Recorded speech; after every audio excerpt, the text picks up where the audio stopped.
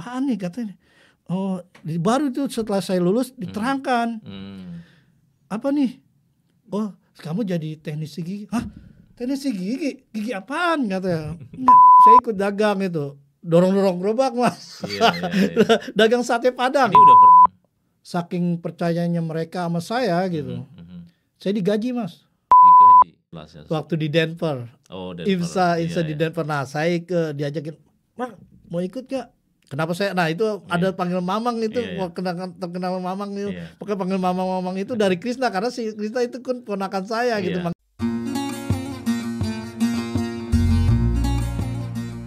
Assalamualaikum warahmatullahi wabarakatuh. Waalaikumsalam warahmatullahi wabarakatuh. Radio IMSA, alhamdulillah sudah hadir di tengah-tengah kita, tamu kita luar biasa ini, Mang Nurul. Alhamdulillahirabbil alamin.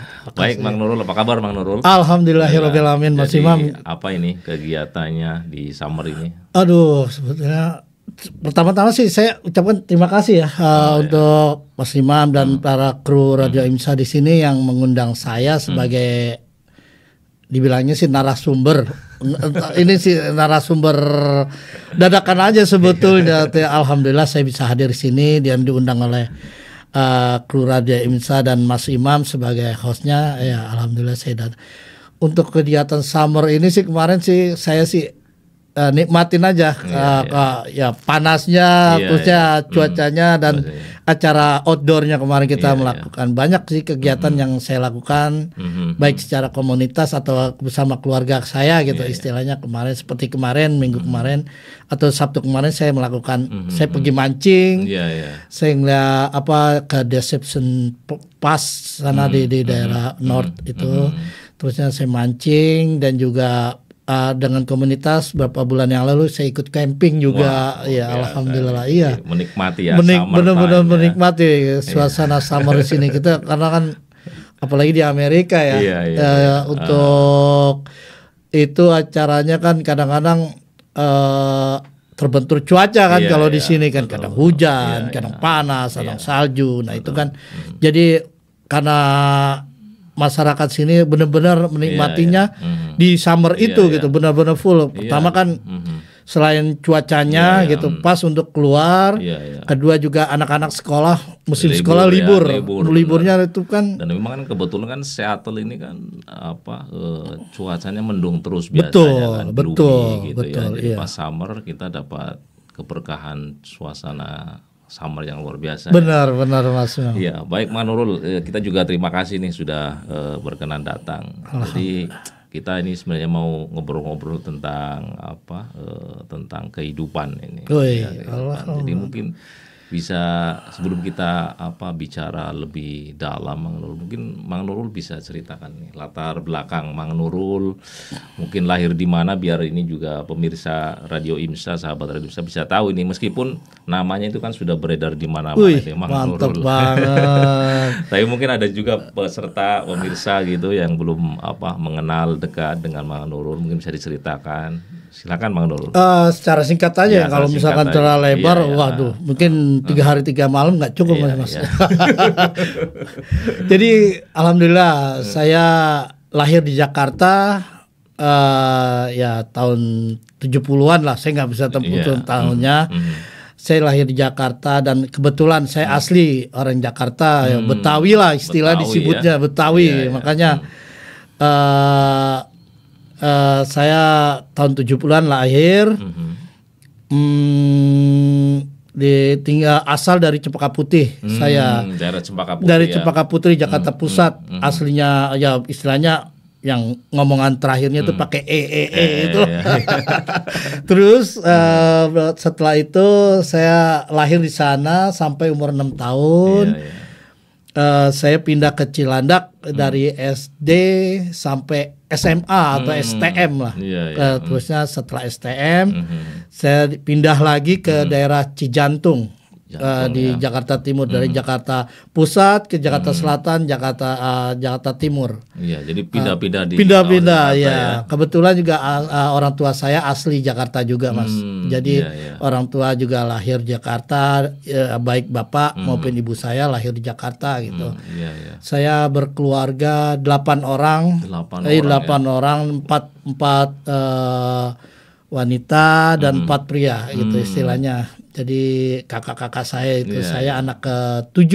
7 ya. Iya, anak ke-7 ya, ada adik saya cewek itu istilahnya jadi 8 orang lah gitu. Sebetulnya 10 karena dua udah meninggal di waktu masih kecil gitu. Jadi ya termasuk keluarga besar juga sih. Alhamdulillah.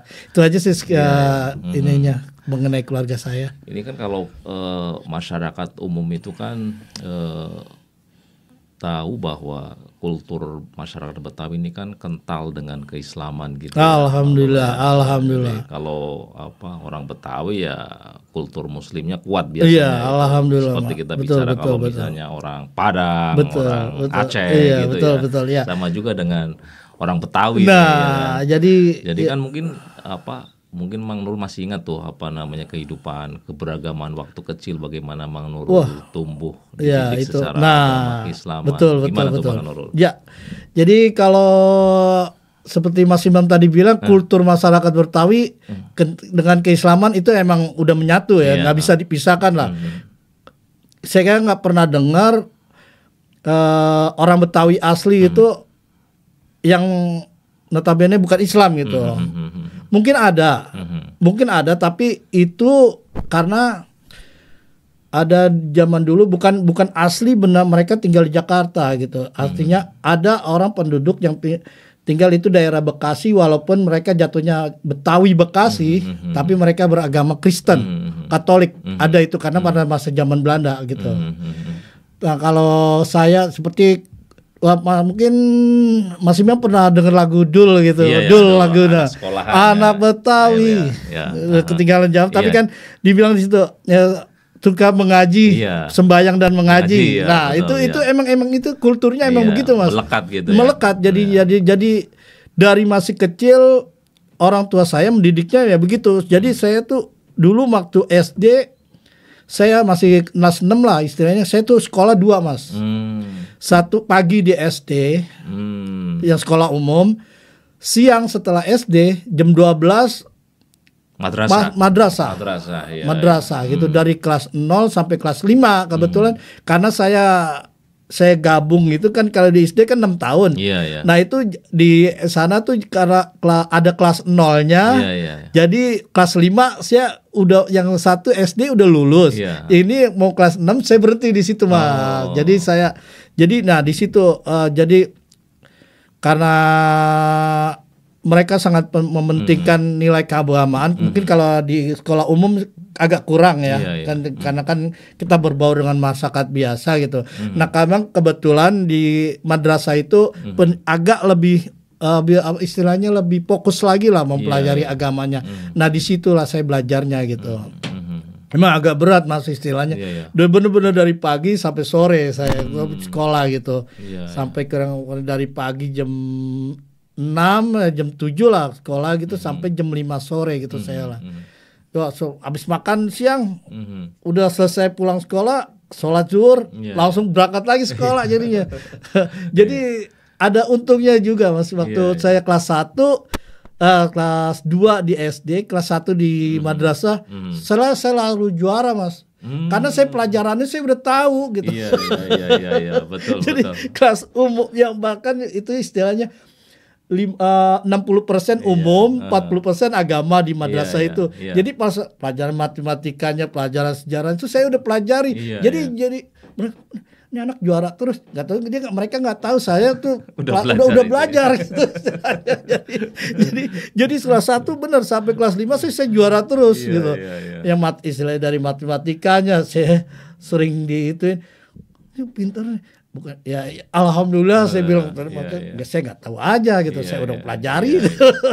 Tapi sebenarnya kalau kita ngobrol misalnya soal full day school gitu ya, kita dari kecil udah full day school dari pagi terus di sekolah ini sampai sore ya.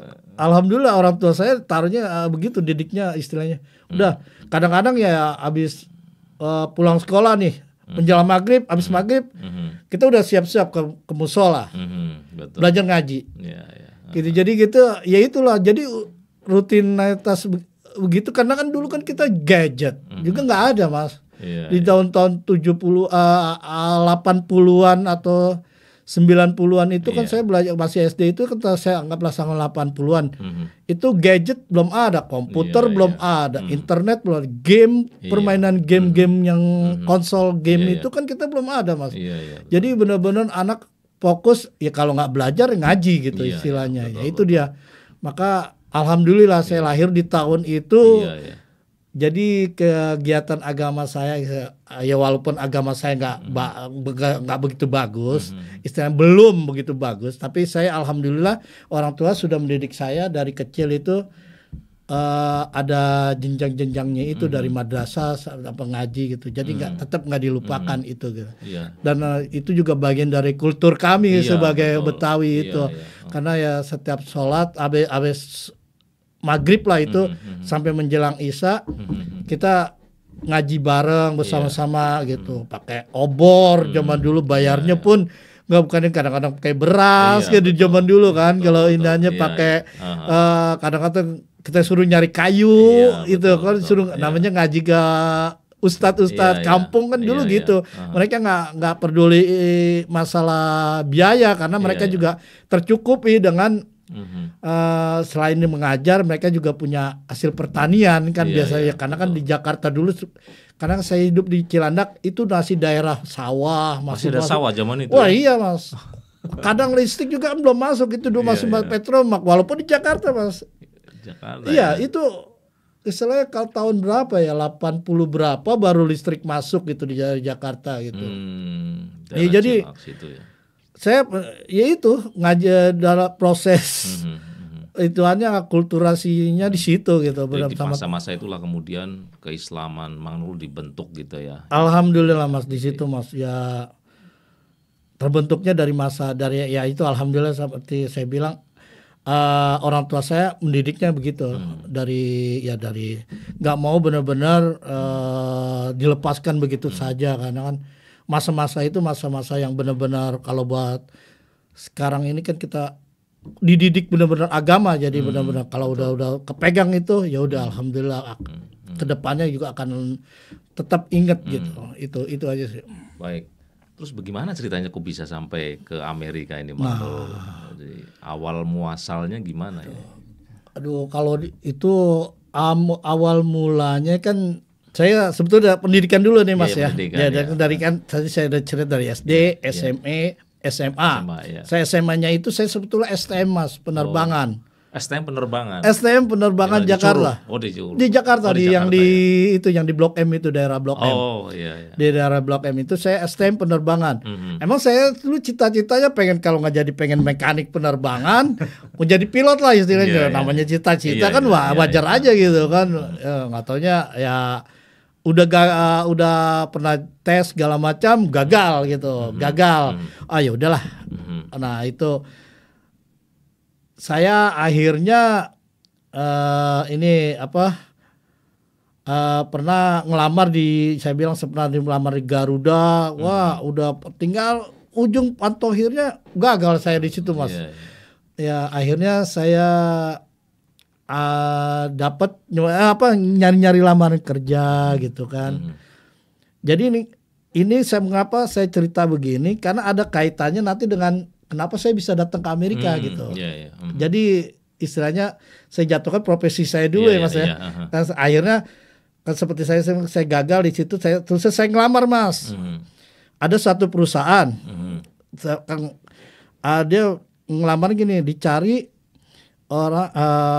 orang atau teknisi gigi gitu. Teknisi gigi di Jakarta. Di Jakarta dicari orang untuk bagian teknisi gigi. Saya pikir di otak saya mah, Mas, teknisi gigi roda.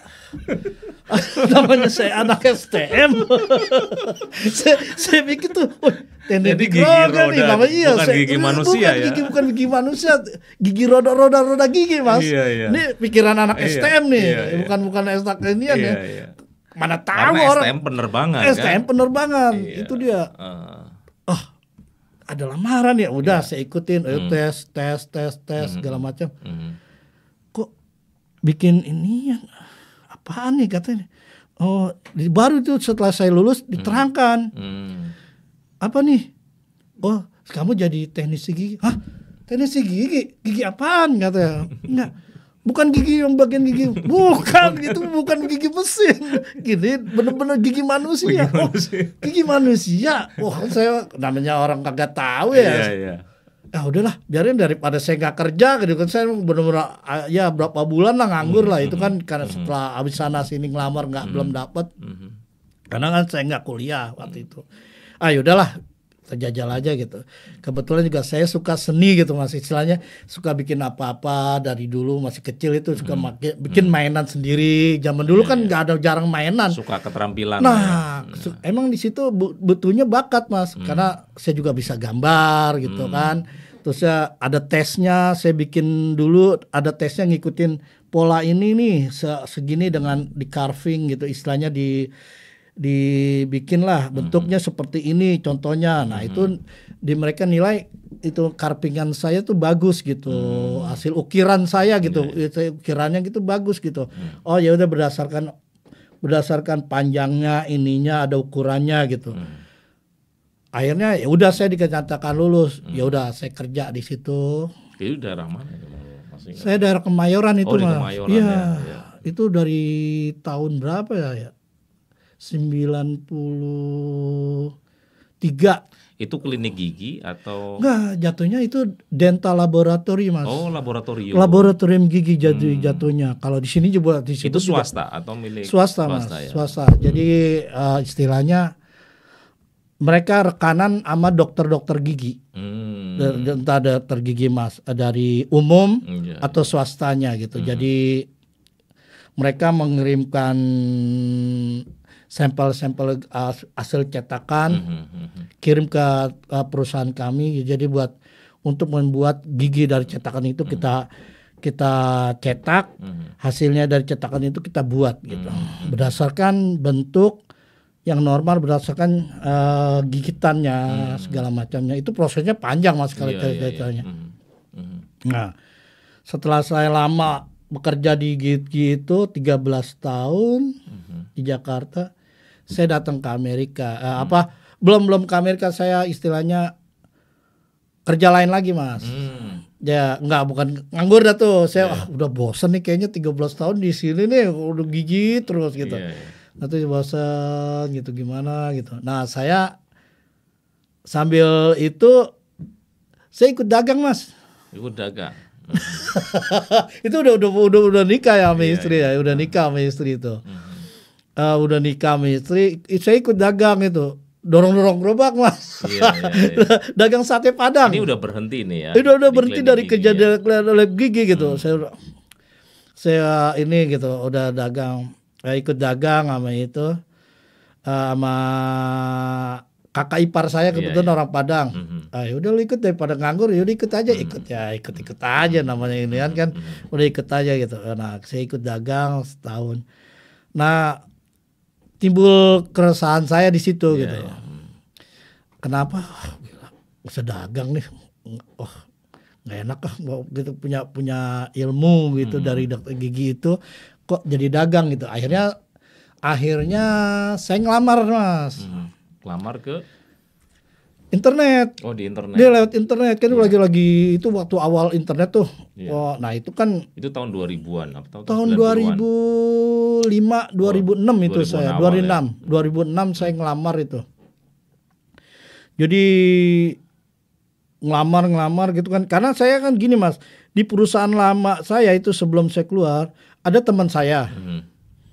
Dia teknisi gigi, nyari lamaran kerja, diterima di Kanada Mas. Oh iya. Diterima di Kanada dia. Jadi ada cerita itu. Ada cerita supervisor. Nah saya di situ titik nadir saya, itu jadi penyemangat lagi nih saya nih. Jadi pengen juga inspirasi ya. Jadi inspirasi jatuhnya Mas. Saya kok dia bisa, masa saya nggak bisa gitu kan. Ya udah, nah pagi saya esok kan kalau di Amerika kan malam, di sana pagi ya. Kalau di sini pagi, di sana pagi, di sini malam. Nah itu saya kan dagang sore sampai malam. Berarti kan di sini pagi nih, siang dah istilahnya ya. Nah itu saya setelah pulang dagang,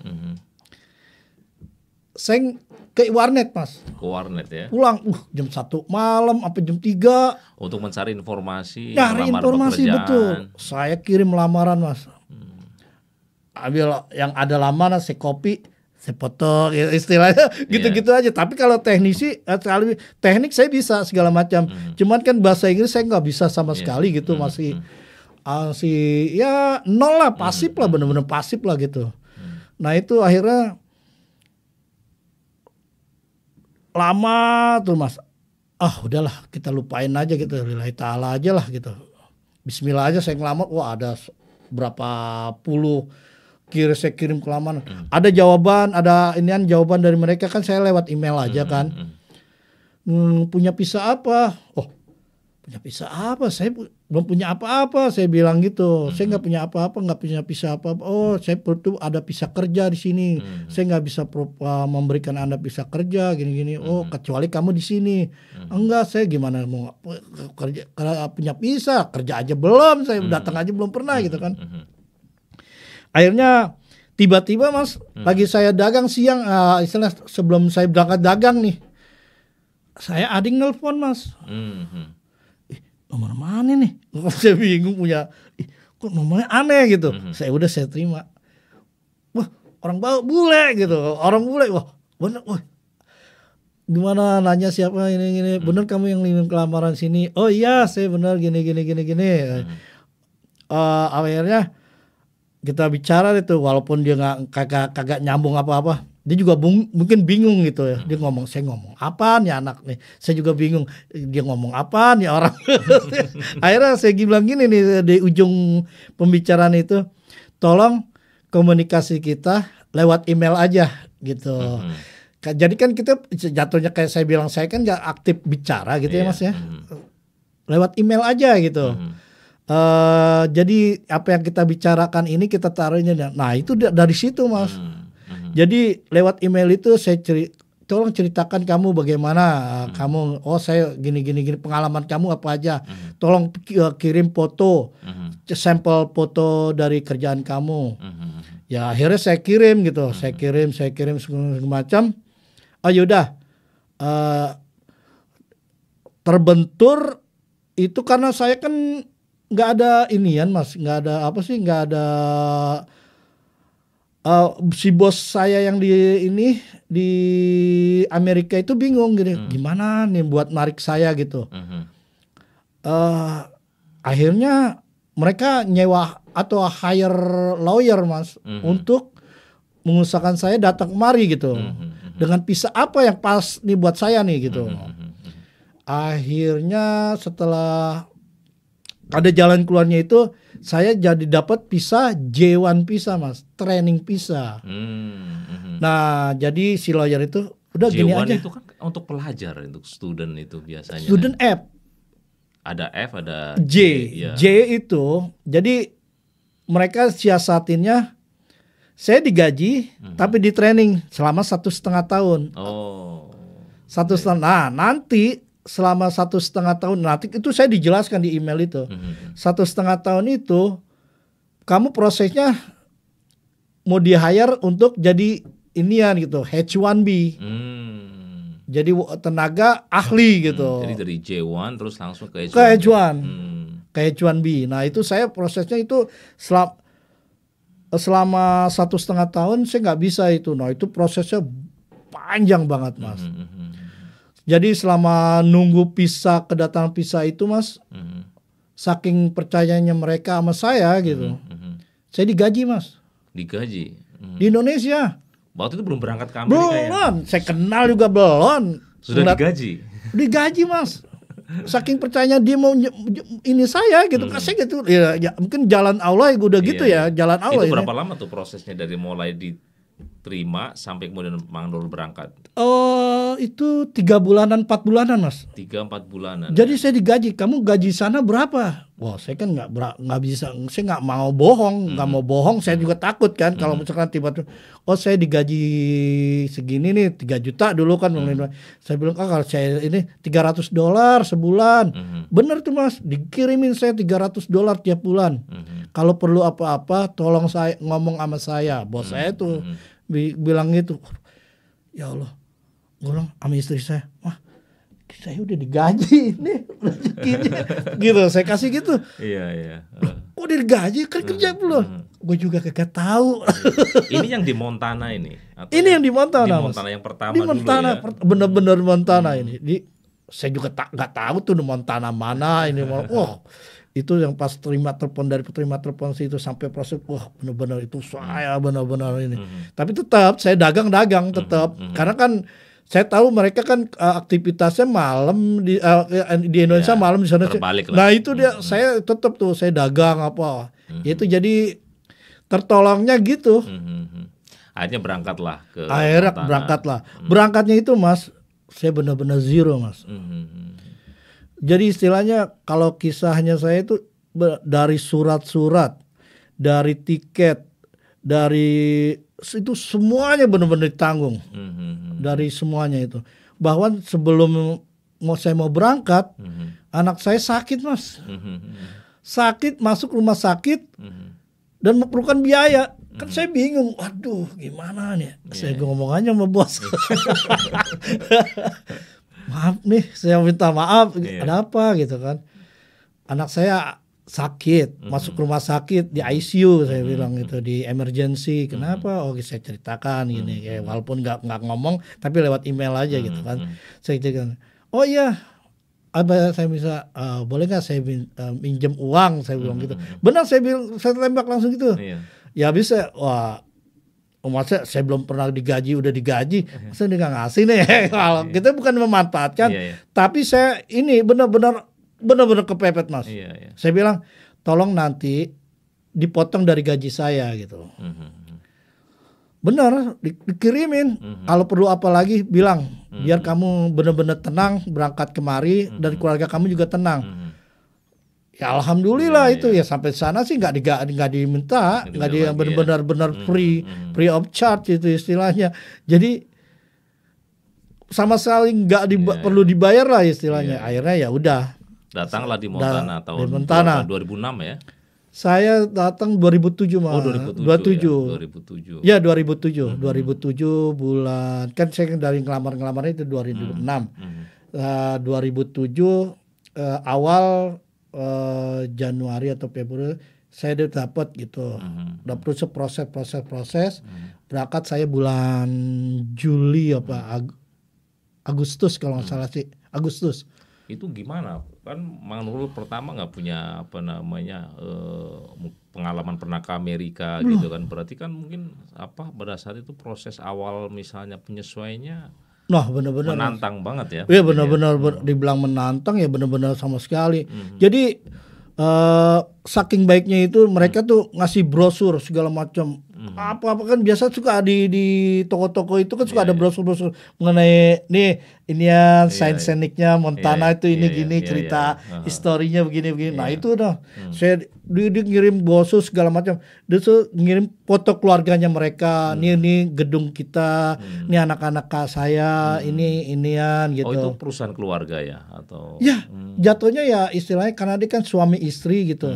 Istrinya bagian manajer istilahnya bagian keuangan segala macamnya dari presidennya sampai bagian keuangannya, suaminya manajer tekniknya gitu untuk yang megang di labnya lah gitu. Kalau istrinya bagian keuangannya lah istilahnya dan segala macam tetek bengek di kantornya itu dia yang megang surat-surat segala macam dokumentasi apa iniannya hubungan dengan relasi dengan dokternya. Pertanyaannya kenapa mereka bisa sangat tertarik dengan Mang Nurul? Apakah di saat itu di Montana nggak ada?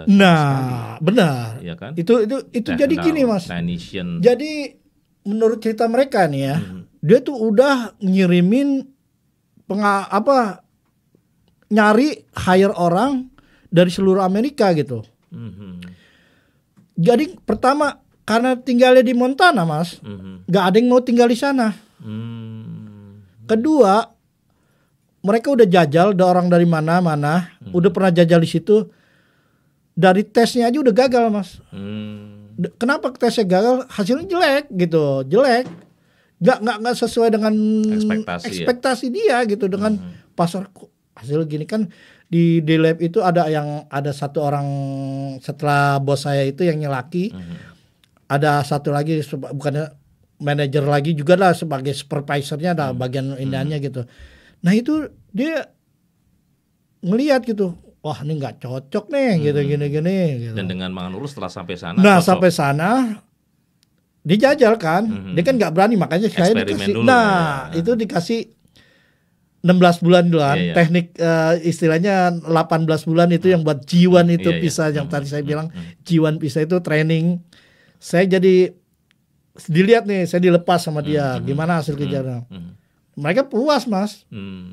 Jadi nggak ada perbedaan apa yang dilakukan di Indonesia dulu di lab gigi dengan yang di sana itu? Nggak ada perbedaan. Alhamdulillah nggak ada perbedaan, Mas. Jadi tekniknya sama persis sama. Ya mungkin saya bilang karena saya talent di situ gitu, karena punya bakat lah itu di situ. Saya dari tadi saya bilang dari kecil saya udah suka dengan kegiatan bikin-bikin segala macam. Nah itu kebetulan juga saya kan di perusahaan yang di Jakarta itu saya pernah jadi supervisor juga. Nah itu saya juga pernah handle beberapa anak buah gitu untuk bagian dari bagian supervise mereka sampai ngelihat teknik cara mengajarkan mereka. Nah itu saya pakai di sana jadinya bisa gitu. Mereka puas mereka, Mas. Nah mereka puas. Nah itu akhirnya proses berjalan untuk tingkat kelanjutannya itu dengan apa istilahnya meng-hire lawyer itu untuk meningkat, benar-benar saya mau ditetapin di sini gitu. Jadi nyari H1B kan kita nggak langsung bisa green card tanpa H1 kan. Jadi ya itu di H1 itu nanti saya di ini. Ada senangnya, ada sedihnya, Mas. Saya istilahnya sedihnya itu kayak saya benar-benar ninggalkan keluarga itu. Keluarga waktu masih di Indonesia. Oh iya, nggak bisa, Mas. Jiwa bisa sebetulnya saya bawa, cuman kan udah kamu di sini aja. Ini biarin saya berkorban gitu. Saya istilahnya saya berkorban karena buat kalian juga gitu. Karena saya juga ninggalin anak bontot saya itu yang terakhir itu umur 1 tahun. Jadi ya kalau yang lain kan yang ada kan 2 lagi kan cewek gitu. Nah itu mereka udah ngerti. Nah, yang lain 1 kan saya kurang itu agak deket jadinya inian. Nah itu jadi prosesnya itu waktu mereka suka kerjaan saya, jadi dia meng-hire lawyer lagi untuk mendapatkan bagaimana mengurus H1B H1B itu. Jadi alhamdulillah dapat tuh, Mas. Nah setelah H1B, jadi prosesnya itu memakan waktu 5 tahun, Mas. 5 tahun ya. Saya dari G1 saya kan ke H1B. Dapat tuh akhirnya di tengah-tengah hampir habis G1 saya dapat H1B diperpanjang 3 tahun. Tapi saya nggak bisa pulang juga, Mas. Saya nggak berani pulang. Kamu bisa pulang kata bos lawyernya istilahnya sama bos saya bilang. Tapi saya nggak jamin kamu nanti takut. Wah saya nangis di situ, Mas. Saya sedih bener-bener. Jadi bener-bener 5 tahun tuh saya nggak ketemu anak istri itu. 5 tahun ya terpisah ya. Bener-bener 5 tahun. Waduh bener-bener ya gimana ini. Ya tapi saya kalau ngeliat ego saya sih mungkin saya nggak ini gitu. Udah gue pulang aja ngapain gitu. Kerja di kampung orang gitu. Ini. Tapi saya ngeliatnya masa depan anak-anak, Mas. Jadi betul. Nanti setelah kemudian 5 tahun kemudian kumpul kan. Nah setelah 50 tahun saya balik ke Indonesia. Karena untuk udah diperpanjang H1B yang kedua. Setelah H1B yang pertama saya selesai itu 3 tahun. H1B kedua datang, saya dapat. Saya pulang ke Jakarta. Saya pulang ke Jakarta ngurusin surat-surat ke Kedubes Amerika untuk membawa keluarga kan jatuh H2B kan kalau nggak salah, betul, buat keluarga kan. Nah itu dia saya ngurus, alhamdulillah dapat. Saya balik lagi ke Amerika sendiri lagi. Tahun depannya saya balik baru bawa keluarga kemari, Mas. Jadi Dan itu juga di awal-awal juga kehidupan di Amerika bersama keluarga juga banyak tantangannya ya Mang Nurul ya. Benar-benar. Gimana itu Mang Nurul sebagai seorang Muslim saat itu awal-awal, apalagi Montana kan tidak termasuk negara bagian yang apa jatuhnya sih kalau rural gitu ya. Iya. Jadi komunitas Alhamdulillah Mas Muslimnya ya, karena saya kan orangnya aktif lah dengan bukan aktif itu istilahnya deket sama teman-teman bulenya lah istilahnya. Saya ikut camping dengan mereka camping gitu.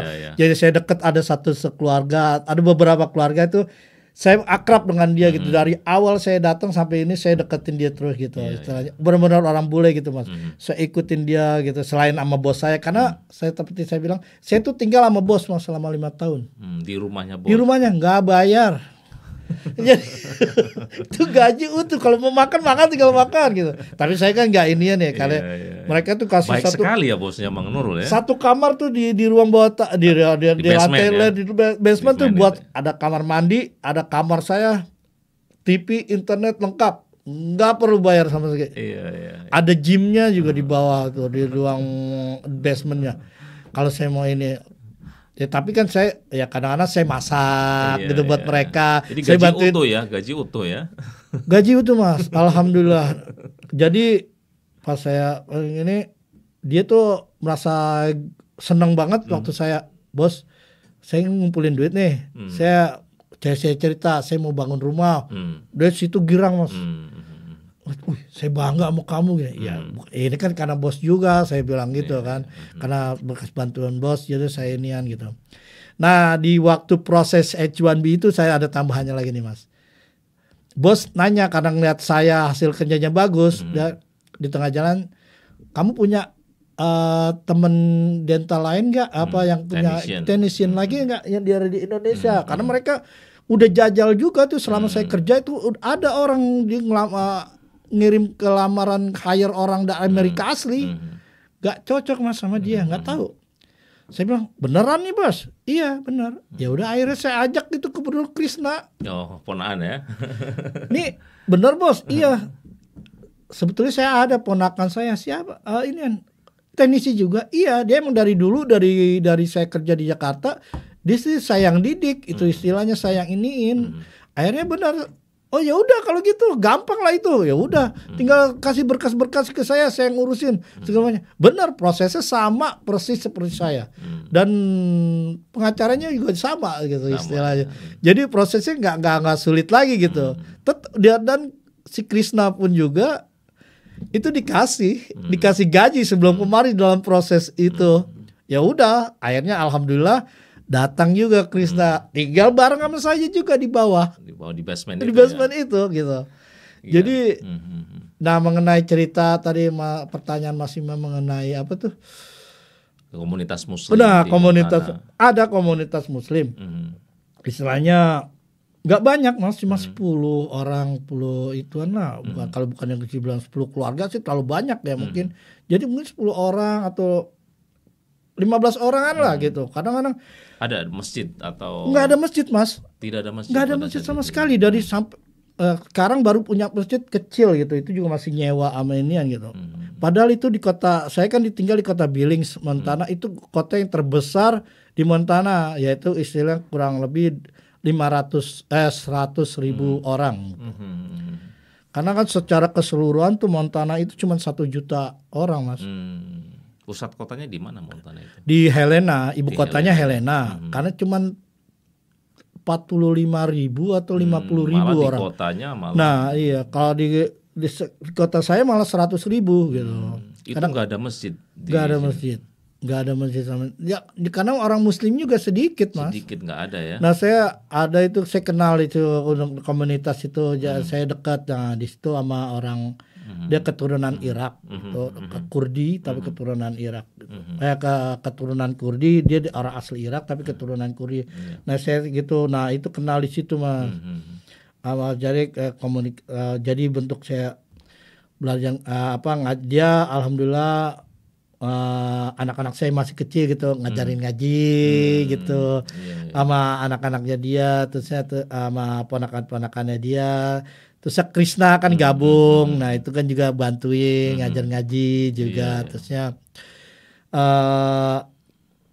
Jadi saya udah ini, tapi tetap di hati saya ini sebetulnya butuh, kalau saya meninggal nanti gimana? Nanti saya kalau misalkan ini ada salah satu keluarga saya yang ini gimana gitu. Karena kan saya juga ngeri Mas, karena di sana itu komunitas benar-benar kosong, sepi gitu, nggak sama sekali nggak ada gitu. Walaupun ada tapi nggak banyak gitu. Nggak kayak di Seattle. Nggak kayak akhirnya saya pindah Mas ke Seattle setelah 13 tahun saya pindah. Pas pindahnya itu qadarullahnya yang pemegang bos itu dia bercerai Mas. Jadi faktor ada salah, ya mungkin itu jalan Tuhan juga istilahnya, walaupun saya sedih gitu. Perusahaan agak goyang. Tertimpa lagi COVID. Nah benar-benar kan ditambah perceraian, terus COVID kemarin itu yang mulai hit. Lagi di kota yang nggak terlalu banyak, jadi benar-benar turun itu produksi segala macam. Nah itu kan saya saya mengajukan diri saya dengan cara itu, karena saya nggak bisa meninggalkan begitu saja tanpa mereka gitu kan. Saya ceritakan gitu, saya ini masih punya anak, istri dan ini. Wah akhirnya mereka mengerti gitu dengan kondisinya ya, karena dia juga nggak mau menanggung terlalu banyak inian, karena kan istilahnya produktivitas nggak tinggi gitu. Akhirnya ya saya ceritakan gitu sama istrinya, sama mantan istrinya, sama mantan suaminya, saya ceritakan begini-begini. Ya udah, saya akhirnya mereka meriliskan saya juga. Akhirnya saya moving ke jadi COVID itu kalau menurut ada ada keberkahan juga di situ. Saya akhirnya pindah ke Seattle. Kebetulan Krishna udah pindah dulu ke Seattle. Jadi tapi saya kan tetap di sana dulu kan di Billing berapa tahun setelah Krishna keluar. Karena saya merasa jiwanya masih nggak enak Mas. Dari awal beliau berjasa. Iya, benar-benar berjasa dari awal sampai istilahnya nggak hanya menolong satu orang saya atau Krishna doang, 2 orang, tapi menolong 5-10 orang di belakang saya gitu. Anak istri saya kan tertolong mereka. Jadi mereka juga dapat pendidikan di sini segala macam, kehidupan yang lebih layak lah istilahnya dibandingkan di Jakarta atau di Indonesia gitu. Ya akhirnya dengan terpaksa saya maaf nih bos, saya bilang saya nggak bisa begini terus, saya punya ada keluarga gitu. Nah ya, akhirnya mereka mengertiin, saya pindah ke Seattle. Sebelum pindah ke Seattle, waktu di Montana, Mang Nurul sudah aktif belum di IMSA atau sudah pernah? Alhamdulillah, IMSA gitu. Alhamdulillah di IMSA aja dikenalin sebetulnya sama Krishna sih. Saya ikut pertama kali aktifnya itu benar-benar aktif ketika IMSA di 2018 Mas. 2018 ya. Waktu di Denver. Oh Denver. IMSA di Denver. Nah saya diajakin, Mang mau ikut gak? Kenapa saya? Nah itu ada panggil Mamang itu, terkenal Mamang itu. Pokoknya panggil Mamang itu dari Krishna, karena si Krishna itu kan ponakan saya gitu, panggil Mamang. Gitu. Ya itu orang-orang siapa sih namanya? Mang Nur. Udah ya itu dari situ dah. Di IMSA itu kan kenalnya Mang Nur, ya itu dari situ tuh. Di 2018 itu saya bantu, akhirnya ketemu dengan Pak Rahmat, dengan Mas ini yang lain-lainnya juga. Nah itu saya aktif di situ. 2018 itu udah ya kita ikut deh. Nah itu wah girang tuh, seneng lah tuh. Nah ketemu bener-bener Muktamar. Bener-bener alhamdulillah tuh, bener-bener. Jadi 2018 itu bener wah kayak pulang kampung nih, gitu kan istilahnya. Dan waktu itu saljunya tebal sekali dan benar, saya karena dekat dari kota saya ke sana cuma 10 jam. Nah alhamdulillah saya driving. Driving benar-benar driving itu. Ya itu akhirnya ketemu di situ. Ketemu Mas Imus. Mang, mau ikut itu gak IMSA? Sama radio IMSA gak nih? Mau gabung nih? Tadi kan saya bantu doang. Yaudah, coba aja deh. Ya udah di situ. Nah, kan saya kenal banyak tuh di situ, dari Mas Imus, Mas Mojo, Kang Topi, itu ya kan ini tuh siapa lagi? Iya. Sony Rapik itu. Wah, banyak deh tuh di situ orang. Akhirnya ketemu mahasiswa juga kan, masih bantuin itu. Akhirnya itu aktif lah di situ, mulai aktif di situ. Ya dari itu terus dah tuh berjalan 2019 sampai ini sampai sekarang. Jadi praktis pas di Montana memang karena tidak ada komunitas Muslim, kita juga ini ya benar-benar mati Mas. Nggak ada kesempatan untuk bisa menghidupkan gitu ya. Iya. Jadi kita gimana mau bergerak gitu, orangnya nggak ada. Iya benar. Kan dalam pergerakan itu juga punya butuh biaya, dana kan. Nah kalau kita jalan sendiri orangnya nggak ada buat apa gitu kan. Dananya nggak ada ya nggak bakalan bergerak. Betul. Nggak bakalan itu terjadi suatu komunitas tanpa ada orang, tanpa ada biaya, dana gitu istilahnya. Sangat penting sih peranan komunitas. Saya kira itu juga salah satu alasan juga mungkin Mang Nurul dan juga Om Krishna pindah ke Seattle. Betul. Di mana banyak komunitas Muslimnya juga. Iya, gitu kan? itu dia. Jadi bukan hanya semata-mata karena faktor ekonomi atau faktor lain gitu. Kalau bisa dibilang Mas, sebetulnya gaji saya di Montana lebih besar daripada di sini. Tapi saya ya lillahi ta'ala lah. Kita jauh-jauh dari Jakarta, saya bilang sama istri. Kita mau hijrah lagi nih, kamu siap, mesti siap enggak siap. Kenapa? Saya nggak ngelihat diri saya gitu, saya ngelihat anak nanti dan turunan saya juga gitu, kita dan turunan kita juga gitu. Karena anak-anak juga butuh komunitas Muslim, kita kan identitas kita sebagai Muslim, kita butuh gitu. Kalau mereka itu kita nggak bisa jamin gimana gitu. Nah alhamdulillah anak-anak juga pada setuju. Istri setuju, iyalah kita mulai dari nol lagi. Benar-benar dari nol lagi Mas, saya ke Seattle ini. Jadi datang kita dari jauh-jauh ke Amerika dari nol ya. Cuman bawa 2 koper kita bisa punya. Alhamdulillah saya bisa beli rumah di sana gitu. Nah itu akhirnya saya pindah kemari, rumah saya jual, akhirnya alhamdulillah saya nyari rumah di sini, alhamdulillah dapat juga gitu. Walaupun ya nggak sebesar di Montana karena harga Montana kan lebih murah daripada di sini gitu. Betul. Tapi yang penting kita udah ada stable lah di sini. Nah itu dia. Yang paling utama komunitas Muslim kita ada. Kita nggak tahu umur kita gitu. Saya bilang sama anak istri saya, umur kita, terusnya pergaulan bagaimana gitu. Terus pendidikan agama gini. Terutama kan anak-anak saya Mas, karena kan di sana kan dia masa-masa remaja dan dewasanya itu perlu komunitas Muslim itu Mas. Jadi cara pergaulan, pendidikannya gitu. Ya walaupun ada sekarang dari sana juga kita udah belajarin online apa segala macam.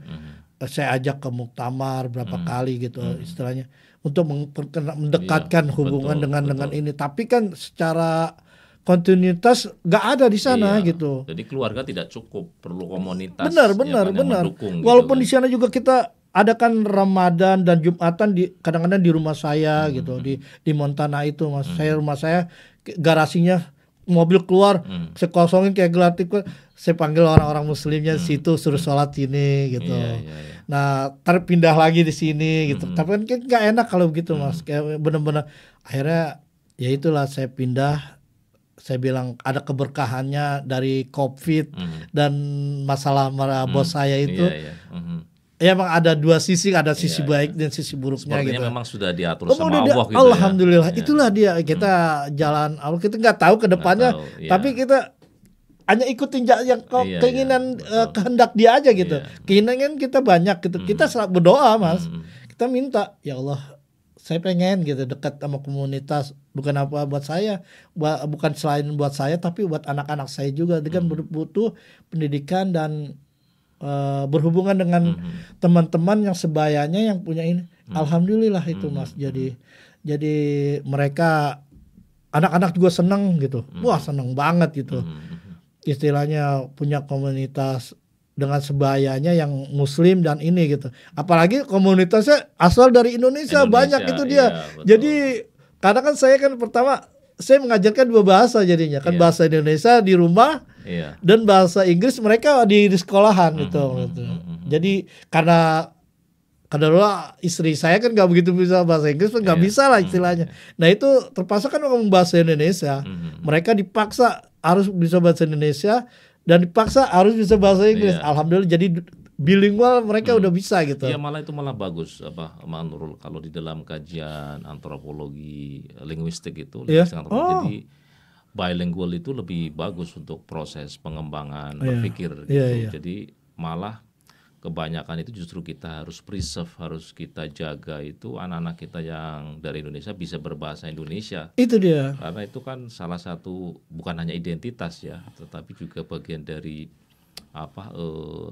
cara orang berpikir dengan multibahasa itu berbeda dengan orang monolinguistik itu berbeda. Betul. Jadi Kita berpikirnya bisa lebih switch, bisa switch. Jadi switchnya lebih cepat ya istilahnya. Iya, karena ya walaupun ada beberapa kosakata yang mereka akan nanya, Pak ini Bapak ngomong apa sih, artinya apa sih itu Pak? Satu kata itu mereka nggak ngerti. Akhirnya dalam satu kalimat kan mereka jadi nggak ngerti gitu kan, nggak menangkap maksudnya. Nah itu saya terangkan gitu. Dan alhamdulillah memang kebanyakan orang Indonesia itu dia memang kalau di keluarga dia mempertahankan bahasanya, betul. Komunikasi dengan anak dengan bahasa Indonesia. Betul. Karena kalau bahasa Inggris kan dengan sendirinya mesti bisa kan. Bener. Karena dengan teman-temannya nggak usah diajarin gitu. Iya, istilah. Justru yang perlu dijaga itu bahasa Indonesia itu loh. Nah itulah kan. Jadi itulah saya. Tapi kan selain bahasa Indonesia sama bahasa Inggris lah.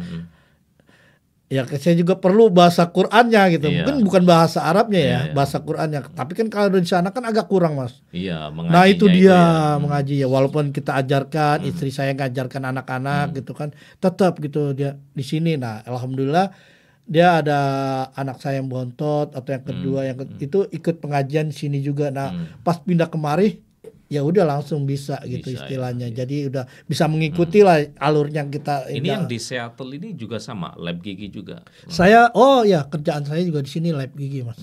Sama. Jadi dari awal dari Jakarta ke Montana ke Seattle, Washington ini ya jalannya itu aja terus. Gigi terus. Iya. Kalau di Seattle ada perbedaannya dengan yang di Montana. Dari Indonesia? Enggak dari sisi misalnya teknologinya atau dari. Kalau untuk yang di Amerika sih kayaknya standarnya sama Mas. Sama ya. Sama kayak ituannya ya. Jadi itu satu ada punya metode gitu, metode khusus di pergigian gitu. Jadi ini tekniknya ini nih ada orang yang menemukannya ini kayak gini nih, standar ininya pembuatan gigi kayak gini. Oh bentuknya kayak gini nih. Walaupun gigi orang kan setiap orang lain-lain Mas. Istilahnya kan unik gitu istilahnya jatuhnya. Kalau sama nggak mungkin. Karena setiap gigi orang itu pasti unik. Sama seperti gigi sidik jari lah. Bentuknya apanya gitu. Nah itu kita ngikutin apalagi kalau kita bikin gigi depan nih. Gigi nomor yang depan benar nih gigi itunya. Kan lain-lain tuh Mas. Kita misalnya satu kosong gitu. Kita bisa kita isi dengan gigi palsu itu kita harus bentuk sesuai dengan ini gigi sampingnya. Saya baru sadar juga ternyata misalnya kalau dalam forensik itu gigi itu juga sangat penting ya. Karena itu salah satu identifikasi ya. Itu kalau ya pentingnya di sini ya itu gitu. Karena dari zaman dulu kan forensik itu dokter kepolisian misalkan ada terjadi pembunuhan ya istilahnya pembunuhan segala macam itu kan ya dokter pasti nyarinya forensik giginya gitu. Itu ya. Karena kalau misalkan untuk identifikasi mayat lah istilahnya ya itu dia nyari untuk ketahui apalagi ini tubuhnya sudah karkes lah udah membusuk gitu istilahnya ya. Polisi kan nggak tahu belum tentu wajahnya kayak gimana kan untuk mencarinya itu identifikasinya dari gigi. Dia pernah dicetak ini gimana nih? Akhir dari situ identifikasinya ketahuan namanya ini, alamatnya ini segala macam.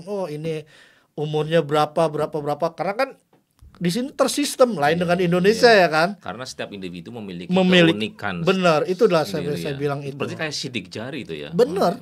Iya, saya bilang itu kayak sini. Karena setiap gigi orang itu bentuk dan ininya beda.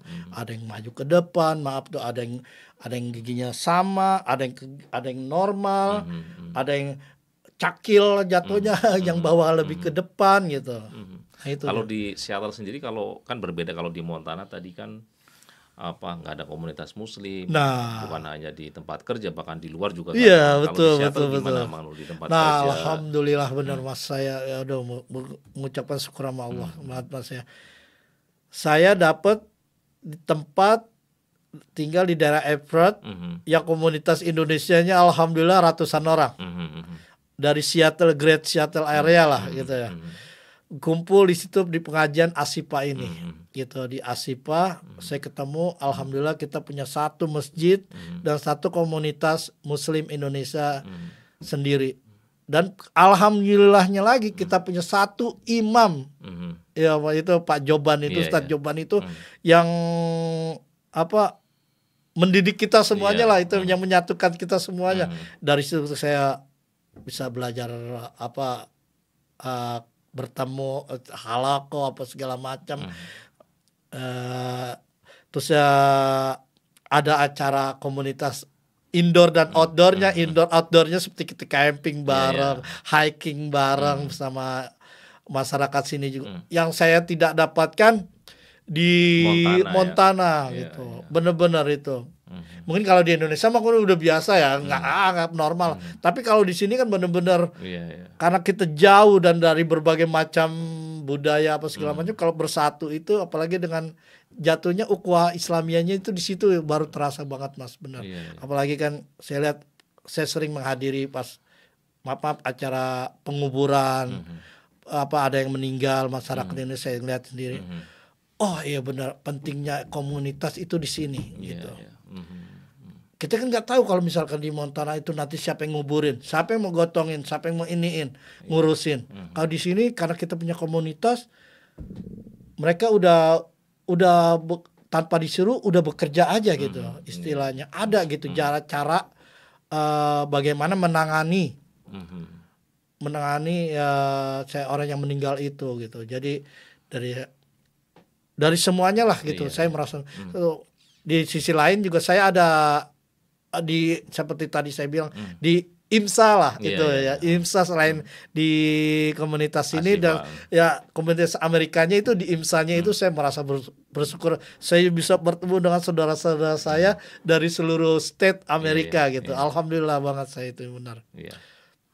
Baik Mang Nurul, sepertinya kita harus sudahi karena waktunya nggak memungkinkan lagi. Terima kasih Mang Nurul sudah sharing kepada kita semua. Baik pemirsa Radio IMSA, sahabat Radio IMSA dimanapun berada, alhamdulillah. Mari kita tutup dengan baca alhamdulillah. Assalamualaikum warahmatullahi wabarakatuh. Waalaikumsalam warahmatullahi wabarakatuh. Terima kasih Mas.